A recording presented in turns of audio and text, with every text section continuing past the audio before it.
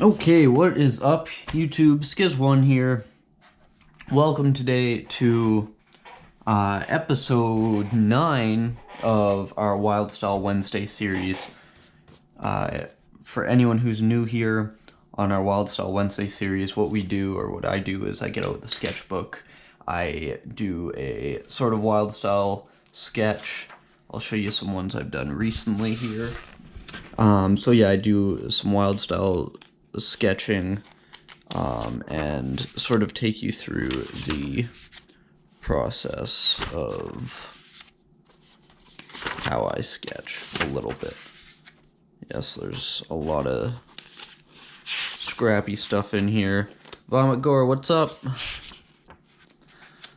Yeah, so anyone who's seen a lot of the Wildstyle Wednesdays have seen a lot of what's in here already. I just like to go through it a little bit in case people miss any of it. But yeah, today we're working on, I just have a little sketch started here. I'm going to outline it. It's just SW. So I'm going to get started on that. Espresso, what's up? Yeah, just waiting a little bit till we fill up a little bit here in the chat. Also, in case anyone was unaware of this, because I was unaware of this, when I was setting up my stream just now, before streaming, my GoPro app told me that you now need 1,000 subscribers on YouTube to stream stuff. So, that sucks for people that don't have that, and, hopefully that doesn't affect any of you guys, if you guys try and stream stuff, you know. But that sort of irritated me a little bit, just because it seemed unnecessary. Like, YouTube didn't really have to do that, you know. But, yeah, just another way YouTube is sort of not doing anything great.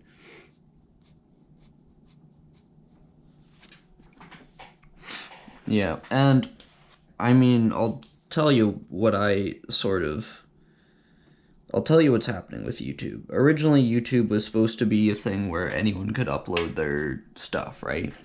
But now, I think what's happening is YouTube is so full of content and stuff, and people who are, like, producing legitimately pretty good videos, that they're just gonna turn into basically a normal, like, Netflix / TV channel. Like, I feel like what they're gonna do is eventually they're just taking little steps like this. Oh, you can't stream with under 1,000 subscribers. It's just little steps like that, which are designed to make it more difficult for anyone new to come onto YouTube.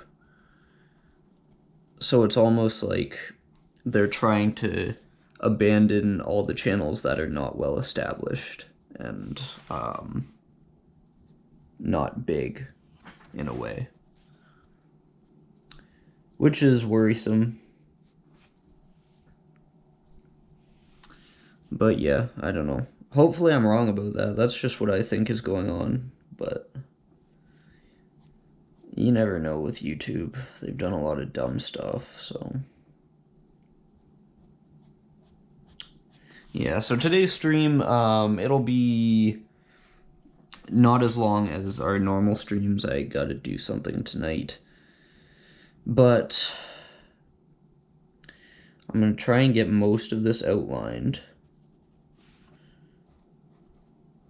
The outline will be done, for sure. It's just, I want to get the 3D done a little bit, too. And usually it's, like, on the last little details that take a long time, so I try and do them at the end.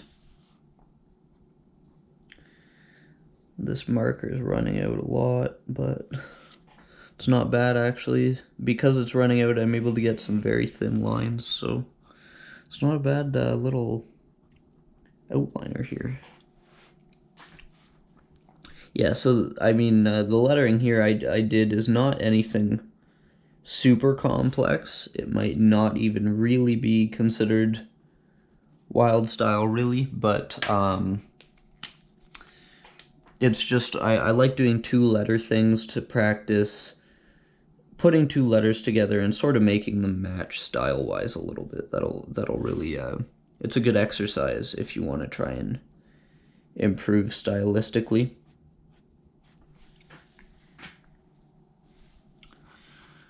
Yeah, thanks, Espresso. I'm trying it out. I don't know. I try and switch all my stuff up as much as I can. I don't know. I find like interesting to get your guys' opinion on this too.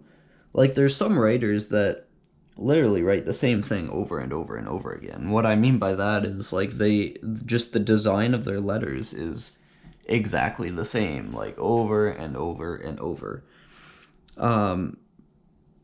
For example,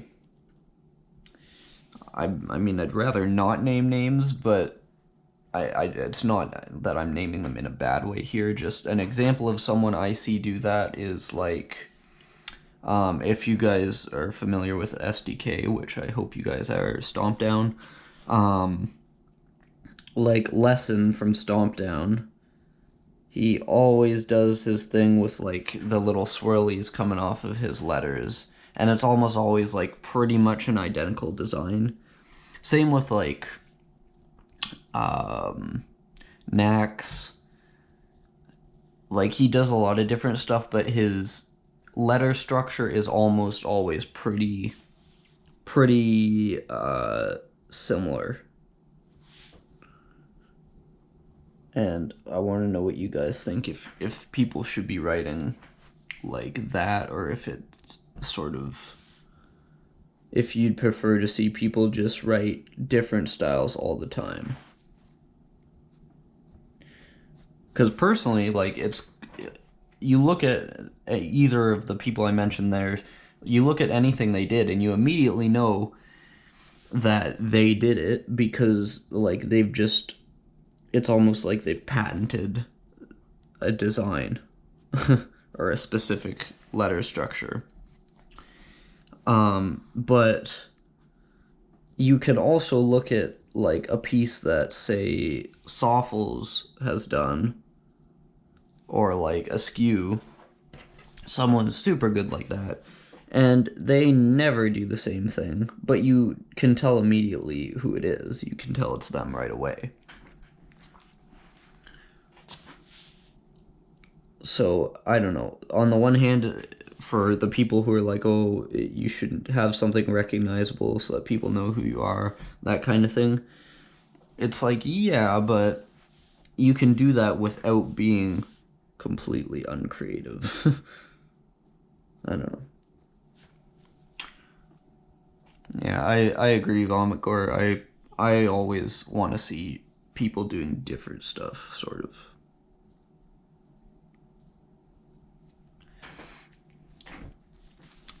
That being said, though, it's, I think, like, when you're, like, developing your own style, it's probably, like, you're gonna find some things that work for you, and you're gonna put them in every single one of your pieces, almost. Like, if you look at the way I do a letter S, a lot of the time it's, like, pretty damn similar. Not necessarily in, like, not, like, exact design, but it's pretty similar in terms of structure. So I think there's some elements that it's just, like, a natural thing to keep the same. But I think that's totally different than completely copying something else that you did, like, line for line almost. Oh, this marker's not working. This marker's dead. That's sad.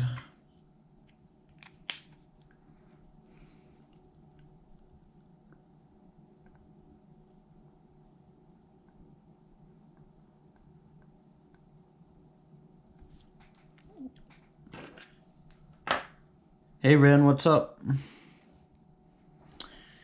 And yes, vomit gore. I could, I'd have to put a bit of thought into it, but yeah, that sounds like a worthwhile thing to do.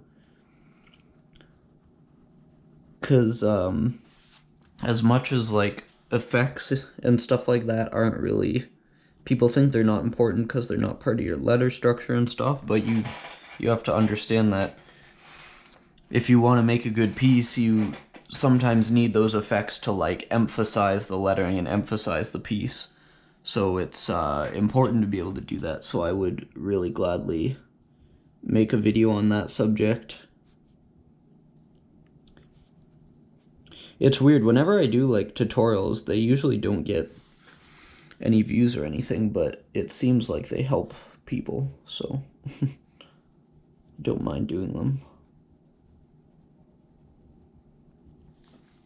That's the thing, a lot of people would be like, oh, if it doesn't get views, don't make the video.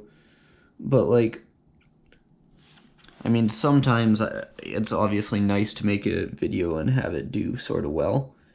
But it's also nice to make a video that you know not many people are going to watch, but the ones that do watch it are, like, legitimately helped by it. Like, I put a lot of effort into making my tutorial videos, like, when I make them. But, and I know, like, a lot of people aren't going to watch them. That being said, though, like, I still like making them.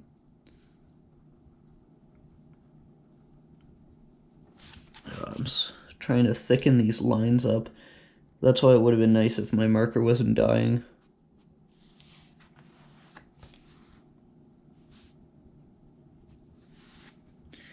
So you want sort of like the main parts of your letter structure to be a little bit thicker, emphasize them just by having a thicker line there to draw the eye a little bit. So that's an easy thing you can do.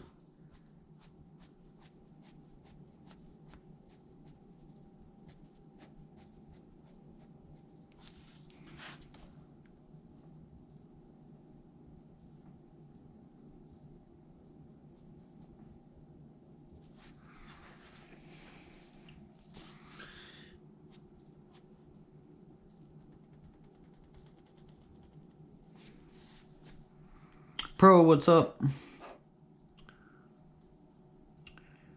Brayden, what's going on?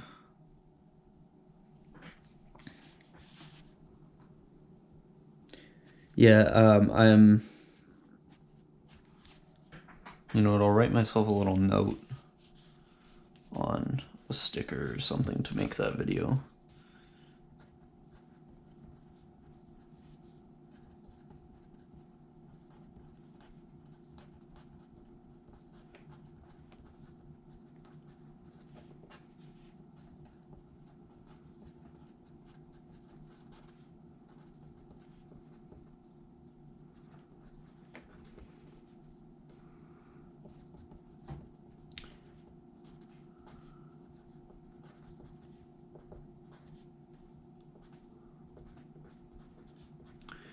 Sorry, I'm just scribbling down like little notes about that.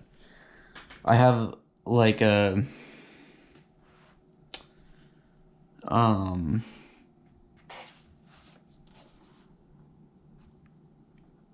I have a little book I write a lot of my video ideas down in, because I think of them and then I immediately forget, like, what I want them to be, sort of, so I try and write them all down.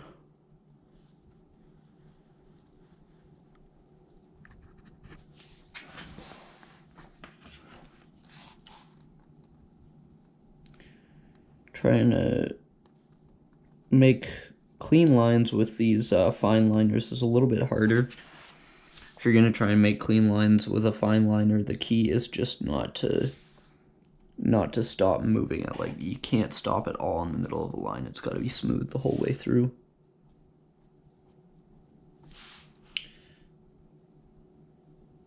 Sort of like this one. Obviously, you want to stop at points, because point is a point. It's supposed to be jagged.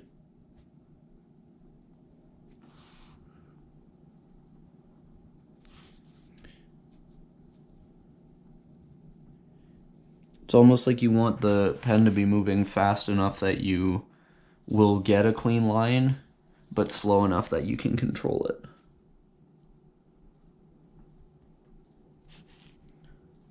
So the better you get at controlling markers at a higher speed, the cleaner, theoretically, you can make stuff. But I mean, it develops over years, really. It's hard to make clean stuff in, you're not going to learn in a short amount of time, that's for sure. Holden Lux, I'm just doing the letters SW right now. As I was saying earlier a little bit, what I do is I'll just try like random combinations of a couple letters. It's a good practice technique to try 2 letters beside each other, or 3, or like a whole word, and just try and make them all the same style. Make it like letters you're not used to working with, and that's how you really figure out like how, if you're actually able to make a style matchup, make a consistent style through a whole piece. So yeah, no like meaning for SW or anything, just that's the letters I'm doing right now.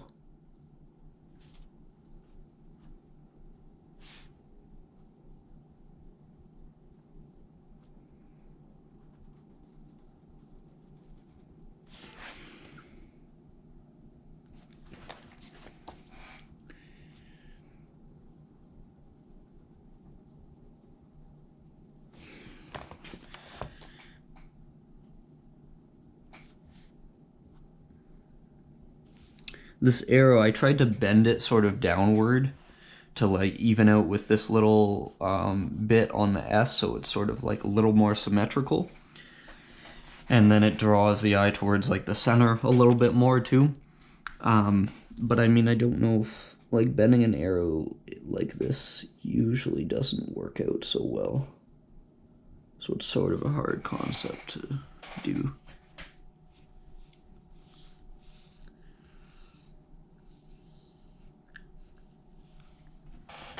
Yeah, at the end I'll write everyone's name out. I'll do a little roll call like I usually do.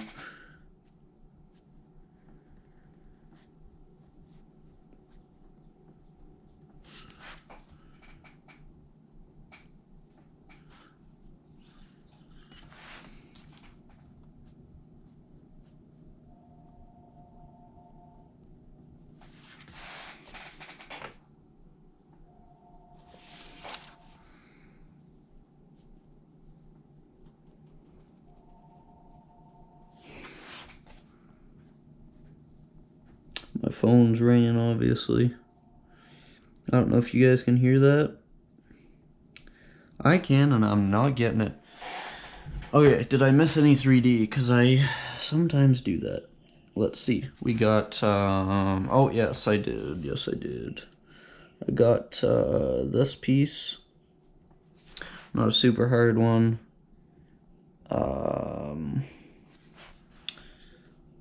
What else? Not seeing any other ones. My letters overlapped here a little bit. That's okay. Sort of what I was going for. Just gonna refresh my feed here. My feed does not like update. It's really sort of irritating. But yeah, I'm gonna thicken up the outside lines on here a little bit, I think, if this marker will work at all. It's really not. Yeah, I don't even want to try with that. I wonder if any of my Iron Lax strikers work anymore.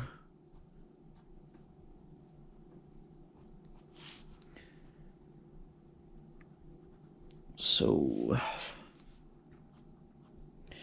yeah, it's like I started thickening the outside bits on my letters not so long ago. I mean, I don't do it in every piece, but I'm glad that I tried it, and that's one of the main purposes for this book is just to try some stuff, and like you gotta try stuff out on eventually. So do it in a place like a little sketchbook that you're comfortable trying stuff out in, not on like a big piece that's gonna be sort of a big deal.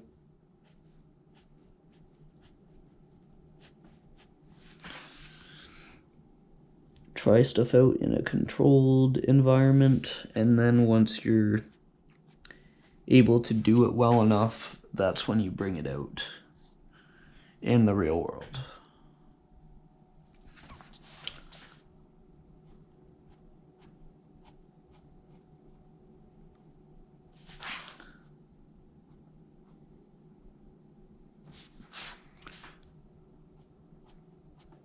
It's still important to make these thicker lines clean as well.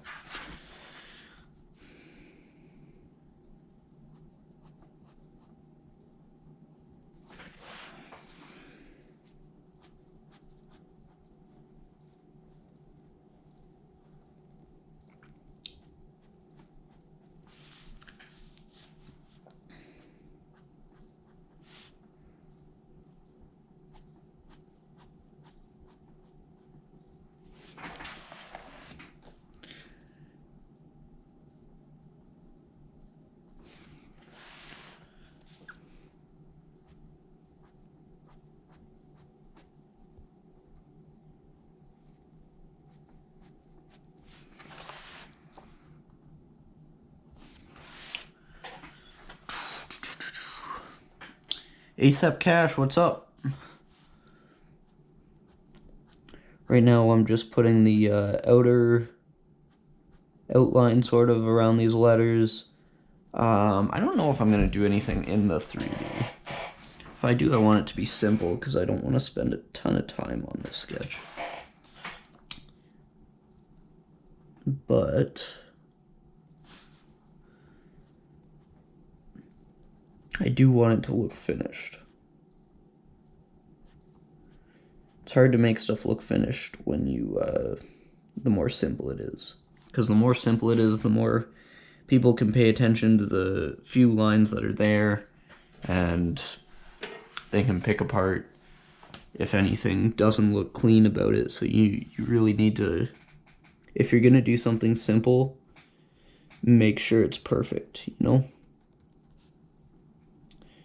Think of it like if you've ever watched Olympic diving, like some of the dives they do are like super simple, but they still get sort of high scores on them if they do them well.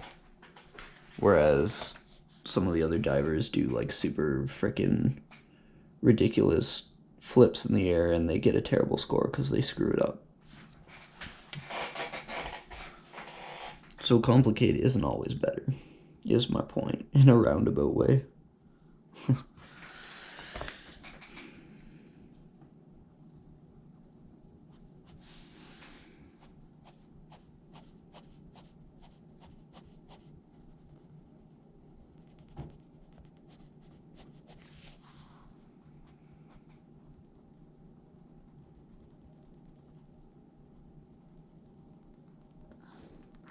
It's hard not to rush this outer bit, just because it's, like, irritating to have to do. You're, like, re-outlining something that already got outlined. It's like those connect the dots things. It's like you just know you're drawing something that you're not drawing. That's how I always felt when I was doing those. Anthony, what's going on?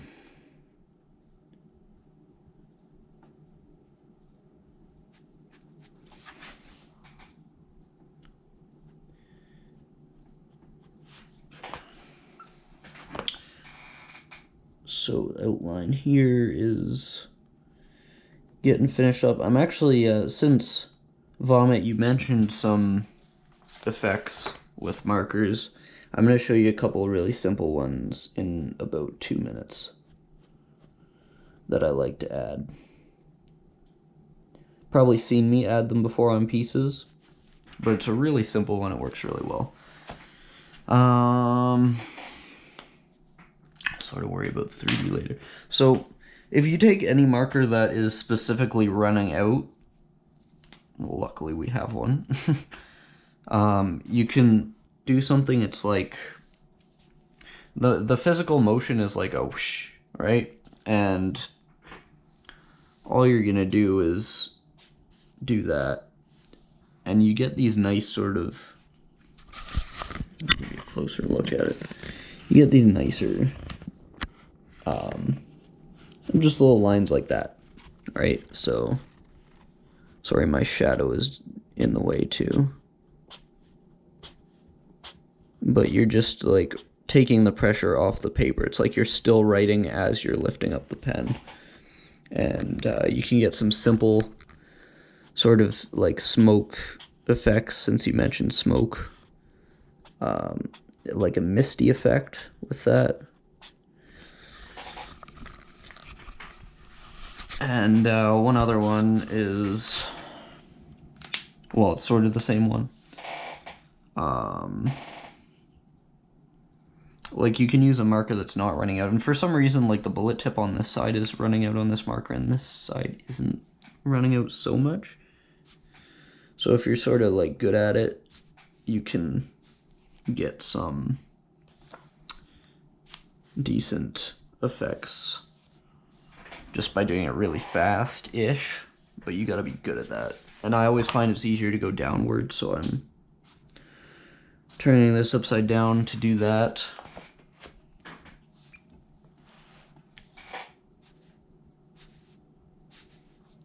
Oof.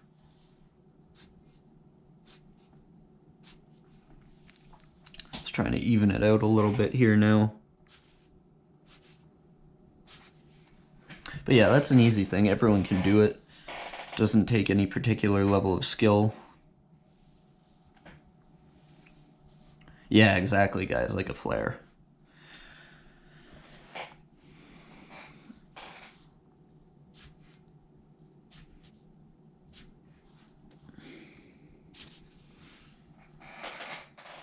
I find it usually helps if you make the little sticks like a different length too. That makes it look a little better. Like this, I did too close together and it's sort of the same, blended into one.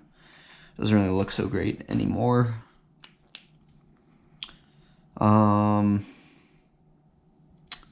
What can I add? I can add like, you can do little cracks in your letters. Those I like because, again, they don't take any skill. But if you just make it a thin line, it still pretty much looks like it's connected to the letter. So don't be afraid to like thicken that up a bit, separate it from the letter. Make it look like there's a little bit of space in between there. That looks a lot better if the rest of the 3D there was filled in black already. But that's easy enough to do. And since I put one there, I'm gonna have to put a couple more now.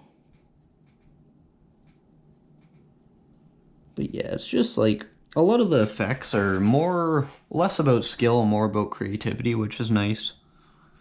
Because everyone can sort of do them. Tris, what's up?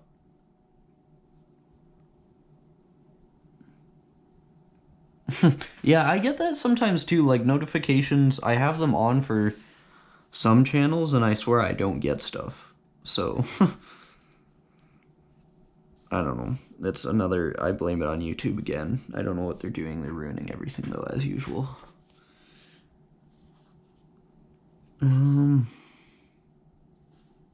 It's hard to find places that are good for cracks though here.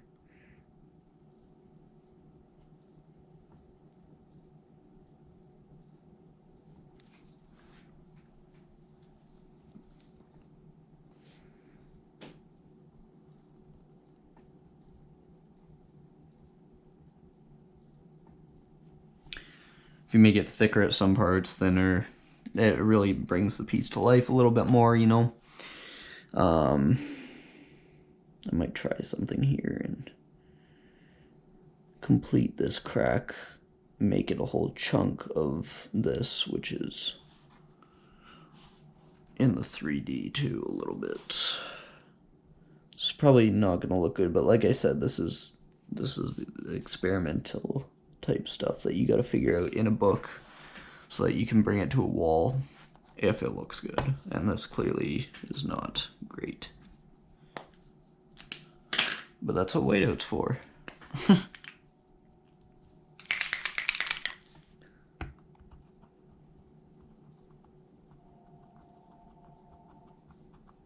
People calling me again? What the hell, bro? I ain't getting no phone right now. I'm busy.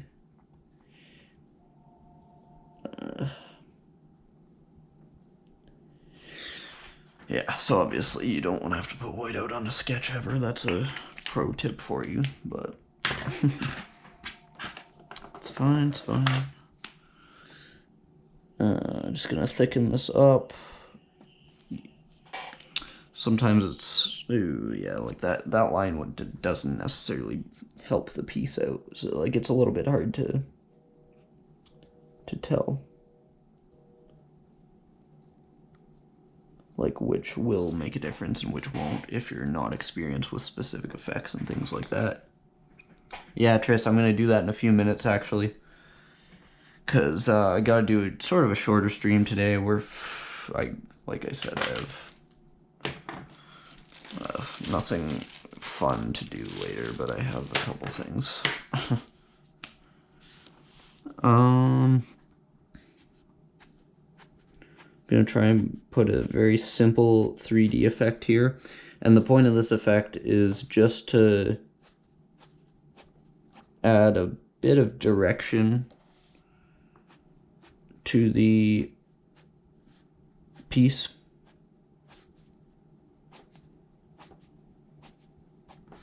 And I like this because it's like the same sort of idea, it's just lines, stuff that everyone can do.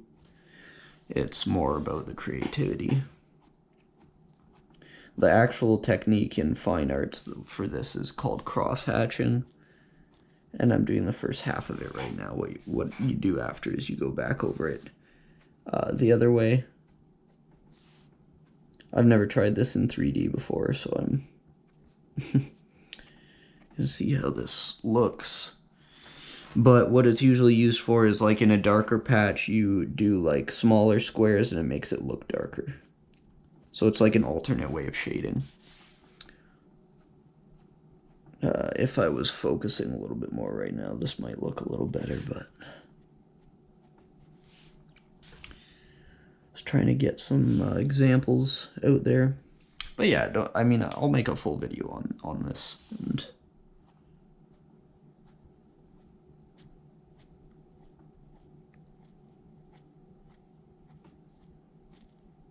I'm actually starting a series. I mean, I still have to film with various people for it, but the series is going to be like beginners who have never done graffiti before trying to like make a decent tag and throwy and that sort of thing. So what my role in the video is like trying to teach people, and it's interesting. Like if you've ever tried to teach a beginner how to do graph or just even like what graph is.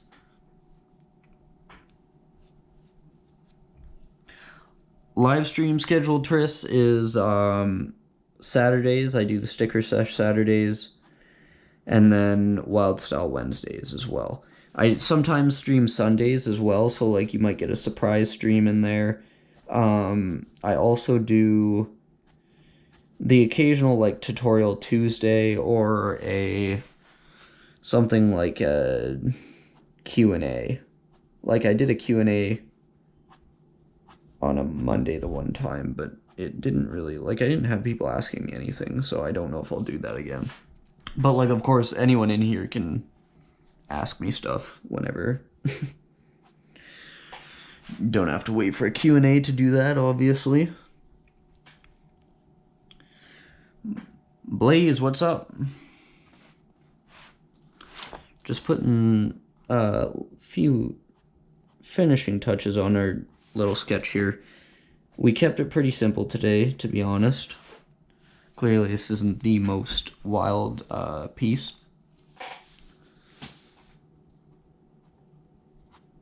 But yeah, mainly like the guaranteed ones. Well, I shouldn't say guaranteed. The ones that are more likely to happen are on Wednesdays and Saturdays. But if I'm not getting as many uploads up as I want to, and it starts to look like my page is just full of live streams and there's like no videos in there, then I sort of take a little break because it makes the channel look really messy. And I've seen in my analytics and that sort of thing that like YouTube starts actually recommending my videos a lot less, and I actually like it really hurts the channel. But I mean, streaming is my favorite part about this channel, sort of, because it's where I get the most interaction with you guys, which is awesome.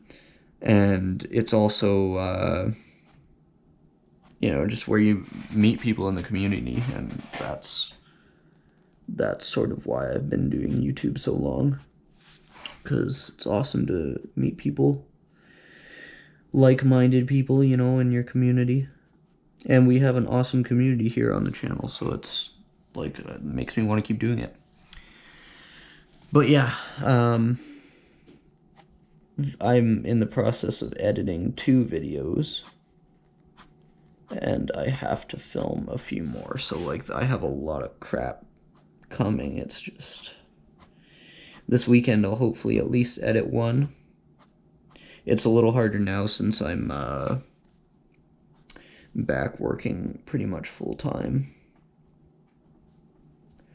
I'm working 40 hours a week, but then I also like driving there and back from my work and home is like an hour and a half, so takes up way too much goddamn time. So basically weekends are when I can edit. But I still try and do like this stream during the week, you know. Streams are easy, fun. They awesome. I'm happy with this crosshatch, actually.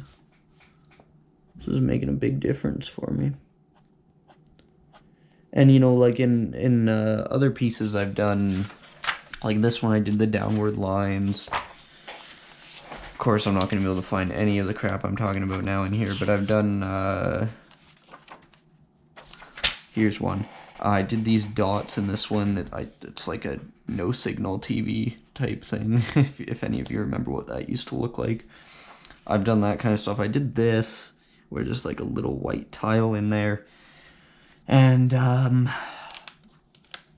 you can do a lot with 3D. Like this one, too, is just simple little lines. But this one is one of the better ones because it doesn't take... It looks intricate if you use a nice fine liner like this, and it doesn't take a hell of a lot of time.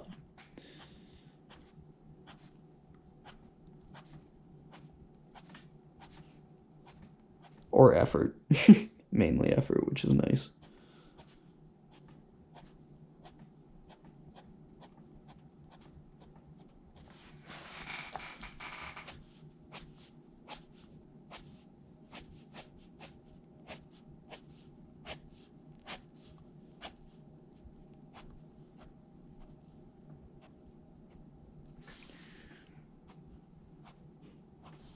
Just gotta be careful where you put your lines here.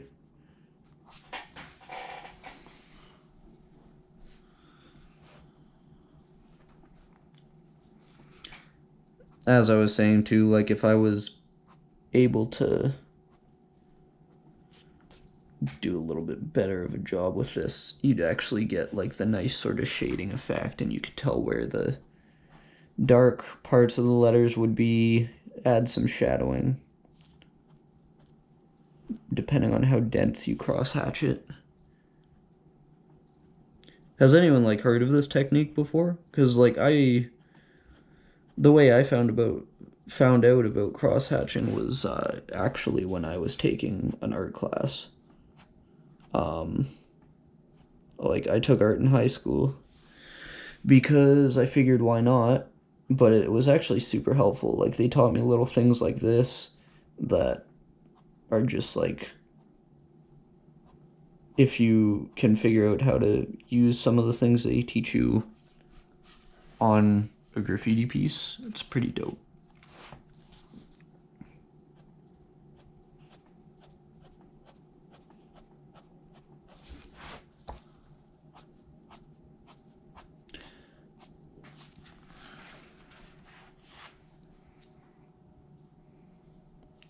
Yeah, that's the thing, Vomit. Like, you don't see it in graph very much, so.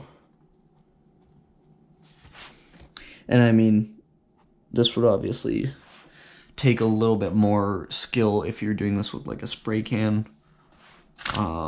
You'd have to do either a really fine cap or just really quick downward line, something like that.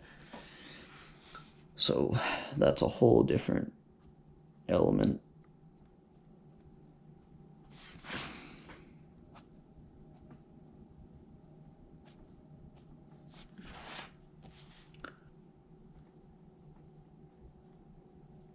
That's why graffiti's awesome. It's sort of like you got to be precise enough and stuff like that.